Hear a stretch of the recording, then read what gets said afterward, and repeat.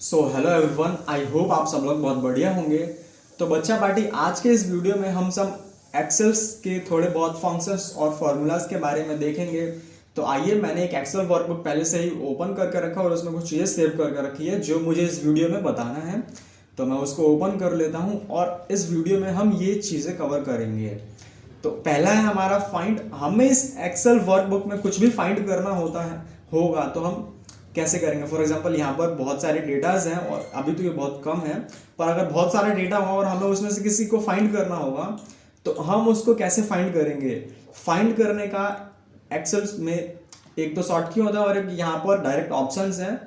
पहले मैं इसकी बात कर लेता हूँ ऑप्शंस की। मैंने यहाँ पर किया क्लिक, ये होम टैब में हमारा यहाँ पर ऊपर जितने भी टैब्स हैं ये होम टैब है। फिर यहाँ पर एडिटिंग वाले रिबन्स में यहाँ पर एक ऑप्शन है फाइंड एंड सेलेक्ट का। मैंने किया इस पर क्लिक, देन फिर यहाँ पर एक है फाइंड। ये इस तरीके से भी डायलॉग ओपन हो जाएगा, या फिर मेरे पास एक शॉर्टकट की है कंट्रोल एफ। ये एक्सेल का एक शॉर्टकट की है कंट्रोल एफ। मैंने किया कंट्रोल एफ तो ये हो गया फाइंड, ओपन हो गया। अब मुझे जो भी फाइंड करना है, फॉर एग्जांपल ये जो मंथ नेम है जून, मैंने जून किया टाइप, तो जून जहां पर भी है इस एक्सेल शीट में वो मुझे शो कर देगा कि हाँ यहाँ पर है। तो अभी ये एक ही जगह पर है तो इसने मुझे एक ही मतलब बताया है। मैं इसको फिर से फाइंड करूंगा तो एक ही है, तो अब मुझे ये नहीं दिखाएगा। अब हम बात करते हैं रिप्लेस। इसका शॉर्टकट की था कंट्रोल प्लस एफ एफ। आप दोनों चीजें एक साथ प्रेस करोगे तो ये डायलॉग बॉक्स आपका ओपन हो जाएगा आपके एक्सेल शीट में भी। अभी है हमारा दूसरा ऑप्शन रिप्लेस का। फॉर एग्जांपल, मुझे इस मे की जगह पर कुछ और रिप्लेस करना है तो वो हम कैसे कर सकते हैं। फिर से इसका जो शॉर्टकट की है कंट्रोल प्लस एच, मैं ओपन करूंगा तो ये ऐसा डायलॉग बॉक्स ओपन हो जाएगा।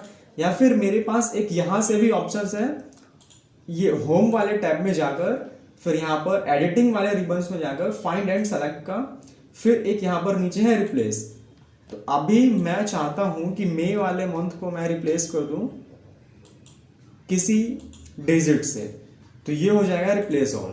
देखो, जहां पर मई मंथ था वहां पर ये सेम डिजिट रिप्लेस हो गया है। ओके, और इसका शॉर्टकट की है कंट्रोल एच। मैंने कंट्रोल एच प्रेस किया तो सेम वही रिप्लेस वाला डायलॉग बॉक्स ओपन हो गया। अभी हम बात करते हैं ओवरराइटिंग या फिर एडिटिंग सेल्स कंटेंट्स। मतलब किसी भी सेल के अंदर हमें ओवरराइटिंग करनी है या फिर उसको एडिट करके कुछ और डेटा ऐड करना है तो हम कैसे कर सकते हैं।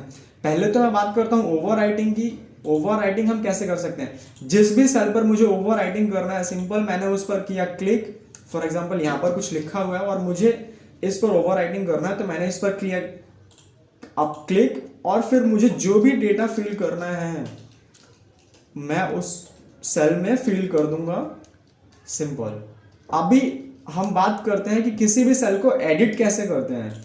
फॉर एग्जांपल, मैं इसी की बात कर लूं, जहां पर जो मैंने अभी फिल किया है, मैंने इस पर किया क्लिक और इस पर मैं डबल क्लिक करूंगा मैं इस पर, तो ये सेल मेरा एडिट हो जाएगा।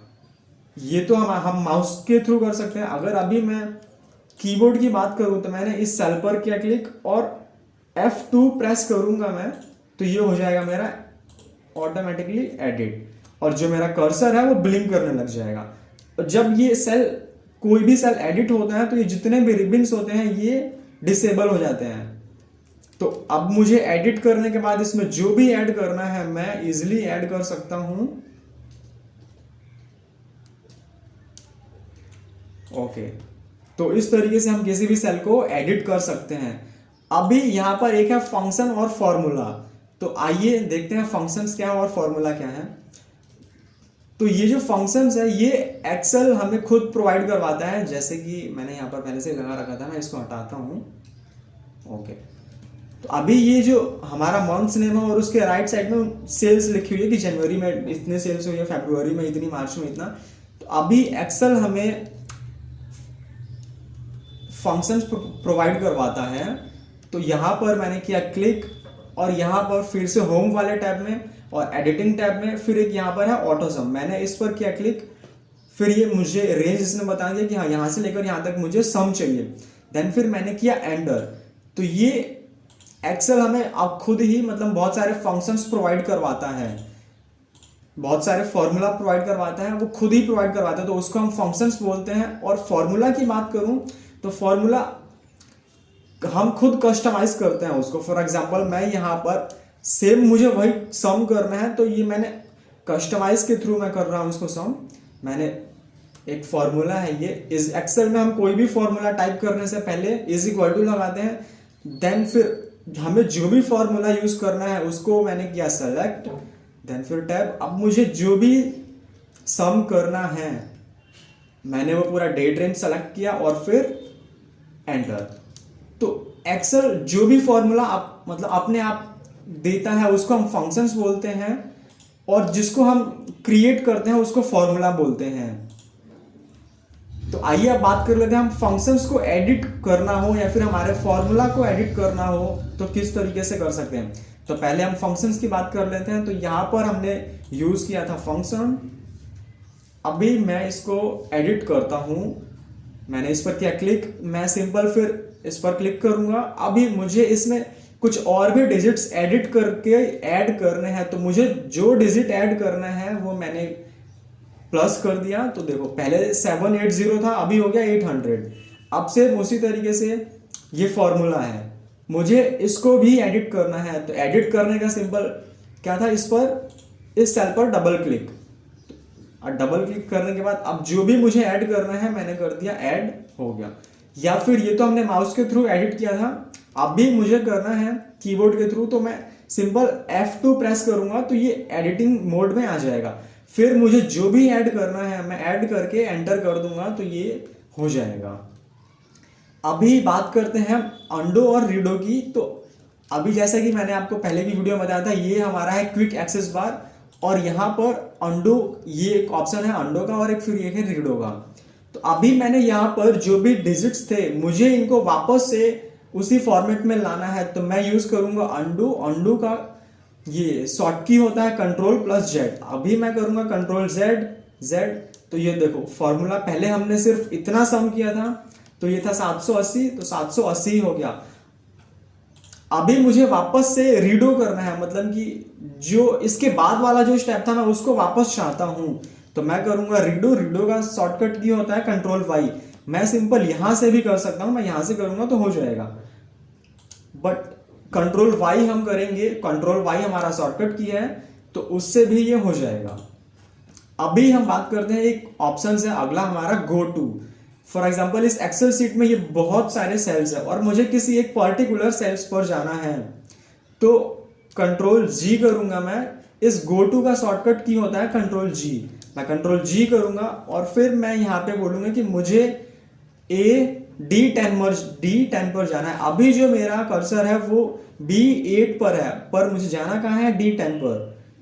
तो मैंने किया D10 टाइप और फिर ओके। तो मैं देखो D10 पर इसने मुझे अपने आप लाकर रख दिया।